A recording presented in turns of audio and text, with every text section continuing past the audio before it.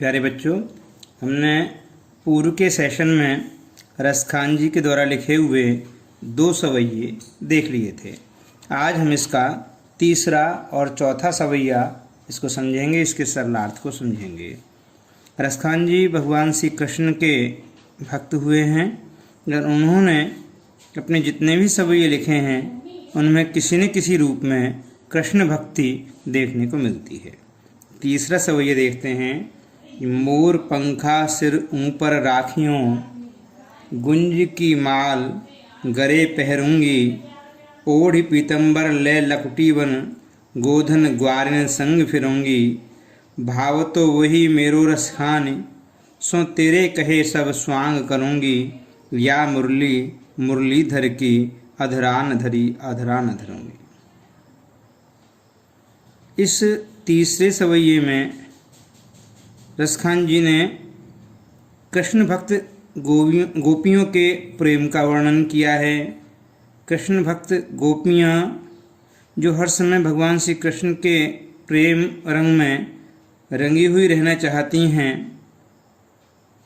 वो भगवान श्री कृष्ण के अनुसार कृष्ण का रूप धारण करना चाहती हैं, रूप धारण करने के लिए तैयार हैं। वो वही पीले वस्त्र पहनने के लिए, लकड़ी हाथ में लेने के लिए, गालों को चराने जाने के लिए तैयार हैं। वो गुंजा की माल पहनने के लिए, मोर पंख का मुकुट सिर पर धारण करने के लिए सब कुछ तैयार हैं। लेकिन वो उस मुरली को जिसे भगवान श्री कृष्ण ने अपने होठों पर धारण की थी, उसे अपने होठों पर धारण करने के लिए तैयार नहीं है। हम इसका सरलार्थ देखते हैं। मोर पंखा सिर ऊपर राखियों, गुंज की माल गरे पहरूंगी।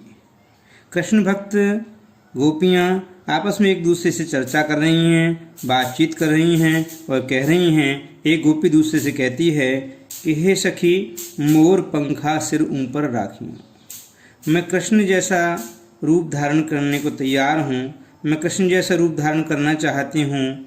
उनके अनुसार मोर पंखा सिर ऊपर राखियों, मैं मोर की पंख से बना हुआ मुकुट अपने मस्तक पर धारण कर लूँगी, गुंज की माल गरे पहरूंगी और गुंजा की माला जिसे भगवान श्री कृष्ण अपने गले में धारण करते थे, मैं भी वही गुंजा की माला अपने गले में धारण करने को तैयार हूँ। ओढ़ी पीतंबर ले लकुटी, मैं भगवान श्री कृष्ण की तरह से पीला वस्त्र, पीला ओढ़ना अपने तन पर धारण कर लूँगी। ले लकुटी और लकड़ी हाथ में लेकर के वन गोधन ग्वारिन संग फिरूंगी, वनों में जंगलों में गोधन ग्वारिन संग फिरूंगी।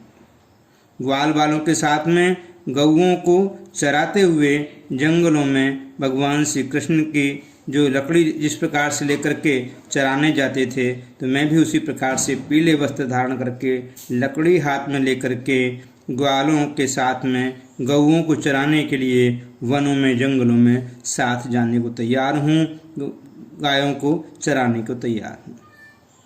भाव तो वही मेरो रस खान, सो तेरे कहे सब स्वांग करूँगी। वो गोपी कह रही है कि भाव तो वही मेरो रस खान, जो मेरे लिए रस की खान हैं, अर्थात भगवान श्री कृष्ण वो मुझे भाते हैं, वो मुझे अच्छे लगते हैं। भाव तो वही मेरो रस खान, सो तेरे कहे सब स्वांग करूँगी। इस कारण से मैं उस कृष्ण के अनुसार सारा स्वांग धारण करने के लिए तैयार हूँ, मैं वैसा ही रूप धारण करने के लिए तैयार हूँ, मैं वैसे ही वस्त्र धारण करने के लिए तैयार हूँ। लेकिन आगे गोपी कह रही है कि या मुरली मुरलीधर की, अधरान धरी अधरान धरूंगी। या मुरली मुरलीधर की, उस मुरलीधर की जो मुरली है जिसे भगवान श्री कृष्ण अपने होठों पर हर समय लगा कर रखते हैं, जिस मुरली के द्वारा वो मधुर मधुर ध्वनि निकालते रहते हैं, मधुर रस की वर्षा करते रहते हैं, प्रेम रस की वर्षा करते रहते हैं। तो या मुरली मुरलीधर की, अधरान धरी, भगवान श्री कृष्ण ने उस मुरली को अपने अधरों पर धारण किया हुआ है। अधरान धरी, अधरों पर धारण किया है। और भगवान श्री कृष्ण जब मुरली अपने अधरों पर धारण कर लेते हैं तो फिर वो किसी की भी तरफ ध्यान नहीं देते। भगवान श्री कृष्ण को मुरली बहुत प्रिय है। वो मुरली जब बजाते रहते हैं तो उनका ध्यान कहीं भी किसी भी तरफ नहीं जाता। इस कारण से गोपी उस मुरली के प्रति मन की ईर्ष्या को व्यक्त कर रही है। उस मुरली के प्रति अपनी डाहा उसको एक प्रकार से सौतन की तरह से मान रही है और कह रही है कि या मुरली मुरलीधर की अधरा न धरी, अधरा न धरूंगी। भगवान श्री कृष्ण ने जिस मुरली को अपने अधरों पर धारण किया है उसे मैं अपने अधरों पर धारण नहीं करूंगी, क्योंकि मेरे लिए वह मुरली बैरन के समान है, शत्रु के समान है। उस मुरली को साथ में रहने के बाद भगवान श्री कृष्ण हमारी ओर ध्यान तक नहीं देते, हमारी ओर देखते तक नहीं हैं। इस प्रकार से गोपी भगवान श्री कृष्ण के प्रति अपने प्रेम को व्यक्त कर रही है। हम रसखान जी का चौथा सवैया और देखते हैं। चौथे सवैये में इसमें काननी दय अंगुरी रहिबो, काननी दय अंगुरी रहिबो, जब ही मुरली धुनि मंद बजे हैं। मोहनी तानन सो रस खानी, अटा चढ़ी गोदन गई हैं तो गए हैं। टेरी करों सिगरे ब्रज लोगनी, काली को कितनों समझइए। माई रीवा मुख की मुस्कान, संभाल न जई हैं न जइए न जइए।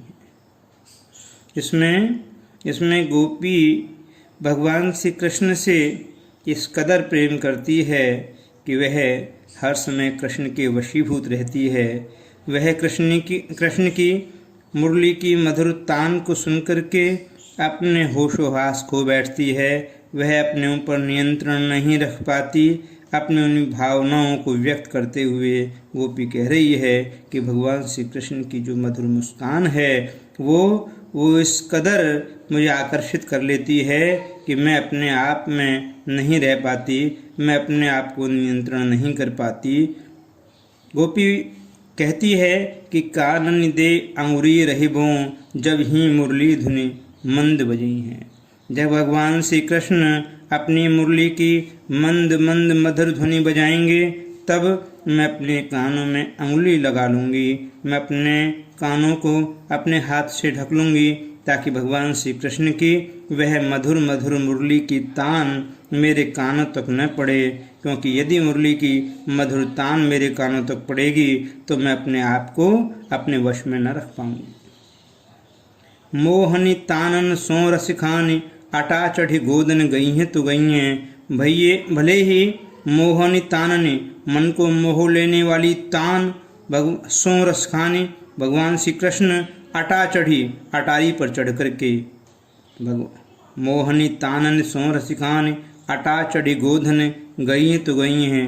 भगवान श्री कृष्ण भले ही अटारी पर चढ़ करके अपनी मनमोहिनी मुरली की मधुर तान बजाएं, लेकिन मैं उसकी ओर भी ध्यान नहीं दूंगी। टेरी करों सिगरे ब्रज लोगनी, काली को कितने समझियों। आगे गोपी कह रही है कि टेरी करों सिगरे ब्रज लोगनी, मैं जोर जोर से पुकार करके सारे ब्रज के लोगों से ये कह देना चाहती हूँ, सिगरे ब्रज लोगनी, सारे ब्रज के लोगों से कह देना चाहती हूँ कि काली को कितनों समझियों, कि कल भले ही कोई मुझे कितना ही क्यों न समझा ले, मेरे ऊपर कोई असर नहीं होगा। किस चीज़ का? कि माई दीवा मुख की मुस्कान, संहार निजे हैं निजे हैं निजे हैं। यदि मैं भगवान श्री कृष्ण की मधुर मुरली की मुस्कान को सुन लूँगी, यदि मैं भगवान श्री कृष्ण के उस रूप सौंदर्य को देख लूँगी, उनका वह मुस्कुराता हुआ चेहरा देख लूँगी, तो मैं अपने आप को अपने वश में नहीं रख पाऊँगी। माई रीवा मुख की मुस्कान, ये माँ, मैं अब भगवान श्री कृष्ण के मुख की मुस्कान को यदि देख लूँगी, उनको मुस्कुराता हुआ देख लूँगी, तो संहारे न जे हैं न जे हैं न जे हैं, तो मैं अपने आप को किसी भी सूरत में संभाल नहीं पाऊँगी। मैं तुरंत दौड़ी हुई भगवान श्री कृष्ण के पास चली जाऊँगी, उनका रूप सौंदर्य निरखने के लिए उनके पास पहुँच जाऊँगी। इस प्रकार से गोपी भगवान श्री कृष्ण के प्रति अपने प्रेम का वर्णन कर रही है, अपने प्रेम के भावों को व्यक्त